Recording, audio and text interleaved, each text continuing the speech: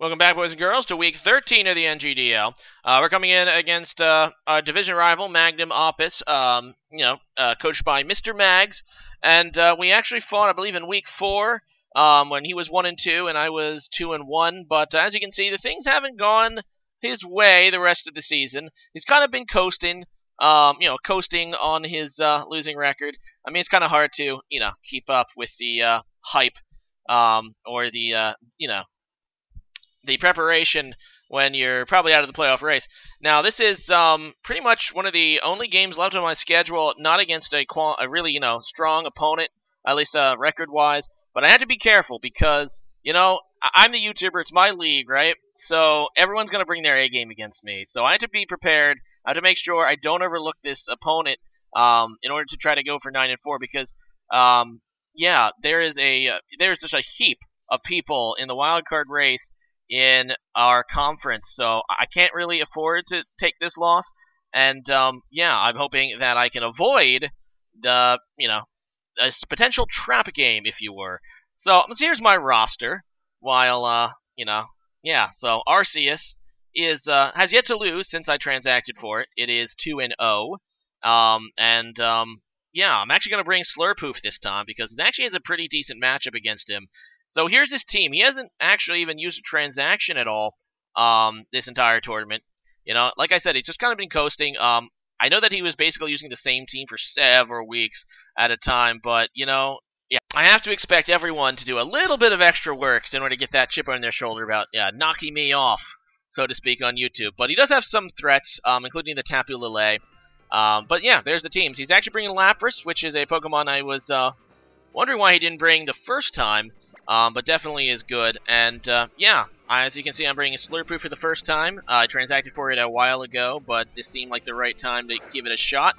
And I'm actually trying a different Arceus set. So anyway, going to go ahead and lead with Araquanid here as he goes into his Tapu Lele. And I was really so close to hitting off my Waterium Z to get rid of, just to hit this thing hard. But at the last minute, I'm like, let's go into Uxie. He'll probably try to go for a Psyshock, and I don't want to take that damage. Instead, he goes right for a Shadow Ball, which is an aggressive play right off the bat.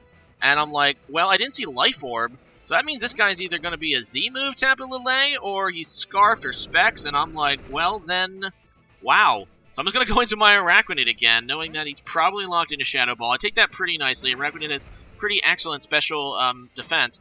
And I'm going to go ahead and try to pop up my Z-move now, which is the move I wanted to make first turn. But, my friends, if I just did it first turn, I would have been down a Tapu Lele. But now, I try to pop it off, and Lapras comes in with its Water Absorb ability, and there goes my Z-move. So not a good start already. So he's going to go for a Toxic on my Araquanid. That's kind of fine. It's not a big deal for me. I just want to set up the sticky webs. That'll help me a lot. He's actually a very slow draft. I mentioned this the first time I battled him. And with sticky webs, I'm pretty much guaranteed to outspeed his whole team with pretty much anything I want.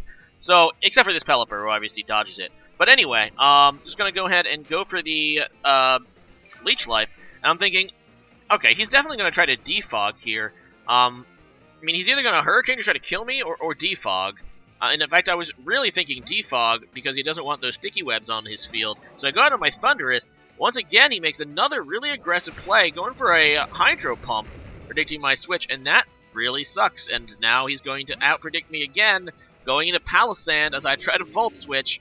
Kind of regretting I didn't have U-turn on this guy now, but so as you can see, he has done quite a bit more preparation this week than he has in the past. And hopefully it'll mean this battle is very interesting. So anyway, he's going to go for the Stealth Rock. And that's going to be a nuisance, obviously. And I didn't actually bring a way to get rid of it. Donphan is on the sidelines this time as well. And I didn't, I think I might have defog on Thundurus. I don't remember. But obviously Thundurus is now really low, so that's not good. Any switch. I also don't want to get rid of my own my own sticky webs if I'm going for a defog.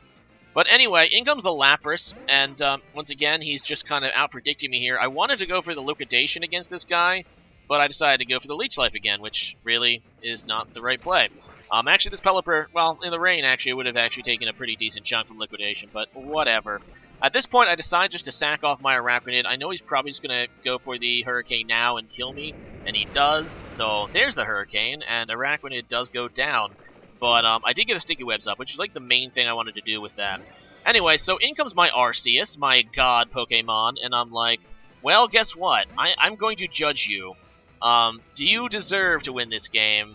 I will judge you on that fact alone, because I didn't bring the Arceus set that I brought the first few weeks, which is just the normal Extreme Speed set. No, this time, I'm going Calm Mind, and the reason I did that is because he does have a lot of special Pokemon, and with a Calm Mind, I should be able to do some nice damage with everyone's favorite Arceus move, Judgment. He goes for the Fake Out there, and I'm not entirely sure what to expect. I know the rain is still up, so his strongest move, Flare Blitz, will be reduced strength. Instead, he just goes for a knockoff, which does get rid of my Chople Berry, and I brought that because of kommo-o, obviously. I wanted to be able to take a hit from that thing, even if it's like a Z move, so yeah, I'm just going to, it kind of sucks I lose it. And he does have Cross Chop, which is a decently power fighting move, but actually it seems to be doing about as much damage as I was able to heal for with Recover, which is good news for me, because, yeah, being that it doesn't have perfect accuracy and has low PP, I could probably PP stall it, plus it could also miss at some point. That is clearly, by the way, an Assault Vest Incineroar. I took that Judgment insanely well, but I'm just going to go for the second Calm Mind, and I do that so I can 2-hit KO that Incineroar if it comes to it. I do have, obviously, 2 moves on this Arceus, being that I do carry Recover, so my other move is Psychic, and I was really thinking about going for Ice Beam instead, and now I kind of wish I did. But I'm like, okay, whatever, I'm just going to go for it. I don't think he's going to go back into Incineroar, but he does, knowing that he probably has the resistance or the immunity to my second move. And, yeah, that kind of sucks because I am Toxic Poisoned now, and I did not bring Refresh on this Arceus. And, yeah, he does have Fake Out to, obviously, you know, take him another turn of Toxic, and starting to really, you know, build up now. And here I make the prediction. I was super afraid because if he went into Palisand on that Judgment, obviously he'd be immune to it, and that would just be all around bad.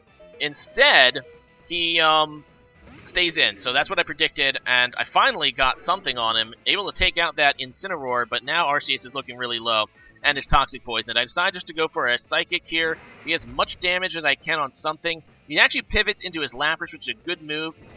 He basically made me afraid to go for the Judgment that turn, because of his Ghost type, and then he goes into his special wall here, Lapras, to take the Psychic pretty well, because Psychic is not stabbed, nor is it as powerful. But anyway, in comes Uxie, and I know I can obviously outspeed this thing thanks to, you know, pretty well, I could probably outspeed this without the Sticky Web, but now I can probably outspeed this Tapu Lele without the Sticky Web, unless it's Scarf, so that's cool.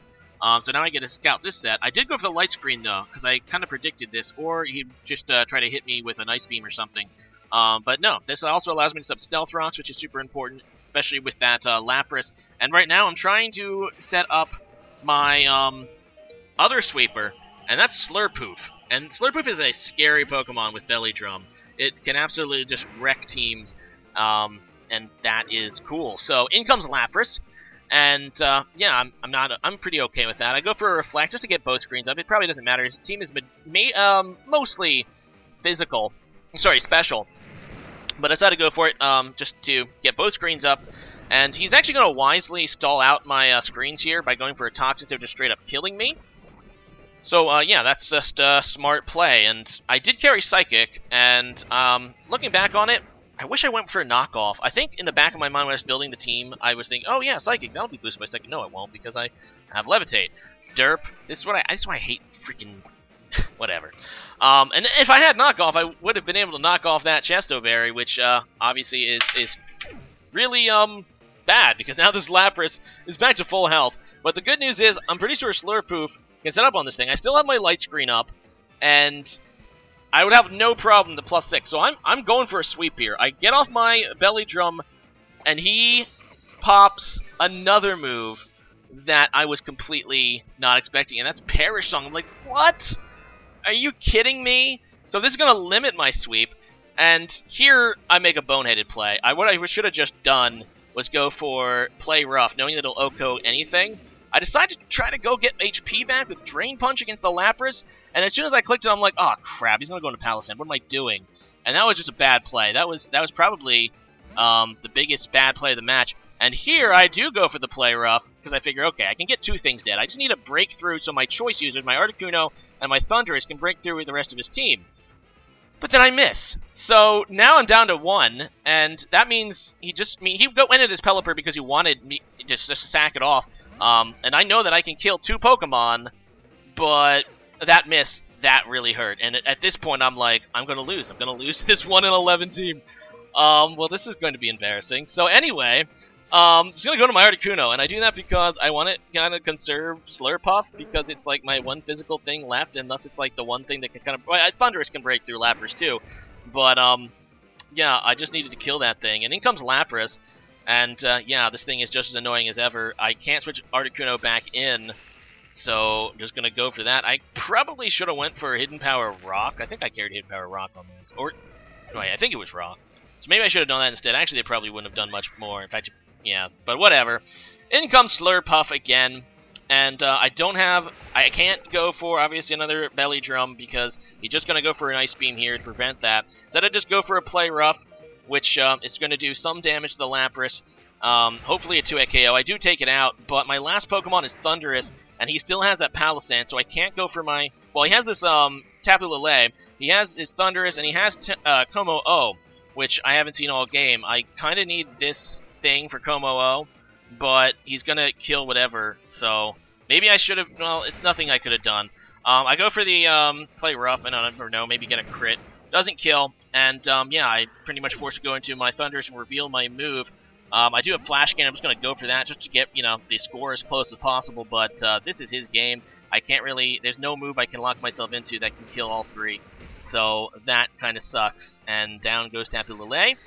But now he's just going to go into his Palossand to finish off the match. So, yeah, this one hurt. I couldn't really afford to lose a game because in the wild card race I only have, I think, a game and a half advantage. And this actually, I've not been doing well against my division this go around. So I'm dropping to 8-5, and my division record is 2-4, which is not good. I've been actually very good in out of division matches, but this is bad. And you know, I have to expect everyone to have their Super Bowl against me every week. So credit for Mr.magz. He put an excellent game plan together. I think if he, you know, game planned like that all season, he would definitely be better than 1-11. As you can see, he is a skillful battler when he wants to be. But yeah, this is a hard one, and I'm trying to be upbeat about it. But yeah, this is bad. It's gonna at the very least make the remaining games of the season more interesting, because right now, I mean, no one else has played their game. But we have 2 6 and 6 teams. I'm going to drop to 8-5, so we have 2 6 and 6 teams. Dagmanitan and Fat Jesus, both of us would have the division tiebreaker over me. And we have, you know, a 7-5 team in Sausage. So if he wins, he's going to be tied with me, and I'm pretty sure he has the tiebreaker. I think I actually don't battle him. I think he's like the one guy in the other division or conference I don't battle. But he has a better conference record than me. So he would have that tiebreaker if he wins. Use has the tiebreaker over me, and he's the same record as I had, 8-4. But if he loses, then I mean he still has the tiebreaker. So it's a very, very crowded Kanto conference. And with 3 games to go, if I really want a shot at the I need to win all 3, and it's gonna have to start with next week against Fat Jesus. He won the first battle. I need that win. And then, of course, we have Saltfire, the rematch with Saltfire. This game probably won't matter as much as I would have liked it to, because I believe Saltfire clinches the division if he wins this week with my loss. But maybe it'll cause him to overlook the match a little bit. And the last battle I have is against the Los Angeles Lucario, a.k.a. Crash. He's not doing so well in this season, but as you can see, everyone wants to beat me. So, everyone wants to beat me more than anything else. So, yeah, it's just, yeah. It's not going to be a fun battle to post, but there you go. It's what happened. Our playoff dreams are still there, but it is going to be a rough road after this loss. Really, the gimme game left on my schedule this week, so, yeah, hopefully we can get a few good wins against some good opponents in the next few weeks. And today's question of the day has to do with a rumor, and it's what pretty much all the entire community of Pokemon is talking about right now, and that's the new, the leak Pokemon games, maybe Pokemon Let's Go Pikachu and Let's Go Eevee. We know that Nintendo filed for the trademark, so that's looking to be a thing, and this could be Pokemon Switch. And there's a lot of rumors right now, a lot of unconfirmed stuff, a lot of unconfirmed leaks, quote unquote. But there seems to be some consensus about what these games might be. They could still be a spin-off title, I would think, but the rumors, I'm just going to go through the rumors right now. Rumors that it's actually going to be a Pokemon Yellow remake, which appeals to me. There'd be two versions, Pikachu and Eevee. One thing I do have to wonder is if it's a Yellow remake, will you be able to evolve the Pikachu? And if not, can you evolve the Eevee? So that might make the Eevee version just better by default if you can evolve Eevee. And if you can't, then I don't see the point of either of those starters if they are the starters. And it's obviously not to Pokemon Yellow because obviously in Pokemon Yellow, Blue starts with Eevee and you start with Pikachu. But yeah, so that's where that comes by. But one of the big things is Pokemon Go integration, so you'll be able to transfer Pokemon between Go and Let's Go, which obviously people have put together the names. Like obviously it's similar. It's just that this one has a Let's and this one doesn't. But yeah, but they also say that some rumors that the Pokemon catching is going to work like Pokemon Go, and you're going to be able to see Pokemon on the world map similar to Pokemon Go. Now I am a guy who actually does play some Pokemon Go. I mean, because the community is excellent, but I'm not sure I like what I'm hearing. Now, Pokemon Go is a fun, like, virtual reality thing. The community can be good, but if this is actually Gen 8, first of all, why are you starting a new gen with a remake? I'm not sure if I like that. As much as I do like the Return to Kanto, I'd much rather have a Kanto remake than a Gen 4 remake. That's just my opinion. So there's some good and bad with this. We're going to have to see. Nothing is really known yet. It could easily be a spin-off game. Also, Nintendo has, trademarked certain titles in the past that didn't end up being a thing. But I know that they had Gray trademarked and they had Z trademarked, Pokemon Z, and those never became games. But I don't recall, two versions being trademarked and them not becoming a thing. Although, in my opinion, this could still end up being a spin-off game, and I'm kind of hoping that it's a spin-off game than these rumors. So leave a comment about how you feel about this. Do you want it to be real? Do you not? What do you think these games are? So leave a comment about that.